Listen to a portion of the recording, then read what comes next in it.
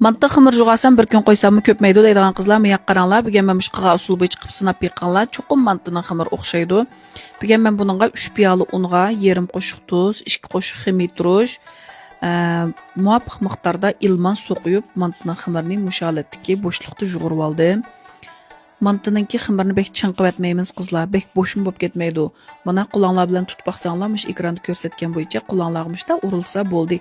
Undan keyin bu xımırını yaxshi maylab boş yammo bilan yaxshi o'rab, buni issiq joyga yo'gab qo'ysizlar. Jug'uribli xamirni odatdagi tomoqlarning xamiriga o'xshash yo'gabli muzdek yoqib qo'ysanglar ko'pmaydi.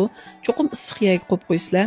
Bugun men basay mantis etmoqchi. Buningga kalgo'sh ishlatdim. Kalgo'shini mushta ushoq qilib to'g'rib olamiz. Boshqa seykuktatlarimiz deymi, mush kalgo'shiga moslashtirib to'g'rib olsak bo'ldi. Basay mantisini men kichik basayda etishni yaxshi ko'rganman. Cho'ng basayda asanglar suybek chiq ketadi. Ondan keyin bek basay etib qoldi. Mushu mantini har xil qiyimlarda etib boqamiz. Oxirida yana mush basay mantisi eng yeyishlik, eng o'xshaydigandek bilindi menga. Shunchalik sho'rpluq, ham ko'nglim tegmaydi. Mana piyozlarimizni qiyim qilish mashinasida ezilib, basayni cho'qim qo'limiz to'g'raymiz qizlar. Basayni qiyim qilish mashinasida azmay mushta qo'lonlar to'g'rab itinglar shunchalik o'xshaydi. Buningga tuz chechib, bu qiymini mijib suyini chiqarib etishinglarning hojati yo'q. To'g'rab-to'g'rabla uzun turg'izib etmayli mantini tugsanglar bo'ladi. Qiymlarimizni shunda tayyor qilib olguncha xamirimizni ko'pib bo'ladi bizniki.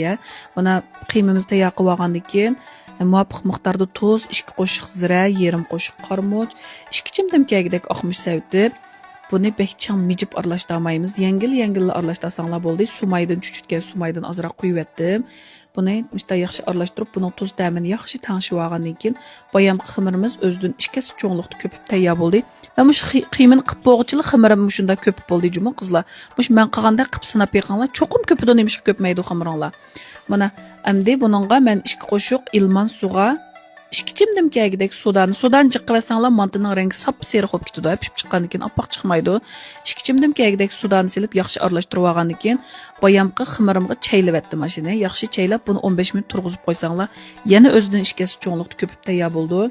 Buni birdan üzüp zo'l qilmay qizlar mush benshirning xamirini keskandek mush meme ekranda ko'rsatib qo'ygan bo'yicha mushunda qilib yiqqanlar. Buni bir taldan zo'l qilib xamirni mijiqlab olsanglar, yana xamiringlarcha pitirga yinib ketadi. Mantining xamiri baq qilin 4-5 ishlasanglar qiymis payaga kelamigidek mantop qoldi qaranglar. Xamirni mushunda kichik üzüp, nipizroq ichib, uning keyindan tugonlar bo'lmasiliqi momiyawatamdu, mantimo degandeklichu qiymisini topolmaysizlar mantiniki. Xamirni mushunda nipiz qilsanglar shunchalik yeyishlik bo'ladi. Mana tugish usulini bilamay qolsanglar, mushunda filmni qattirib qayta ko'rsanglar ügünələysizlər. Bunu tügüb olğandan keyin bivasitli koruq salmay üstünü müştə dostğan bilan yepib qoyub 15 minut turğuzub, ondan keyin qaynagan koruq silib 18 minut qo'ysanglar pishib chiqadi. Unda bas kilar qitim nima o'rganganlar ba, inkaz rayoni qoldirib qo'yinglar. Xo'sh.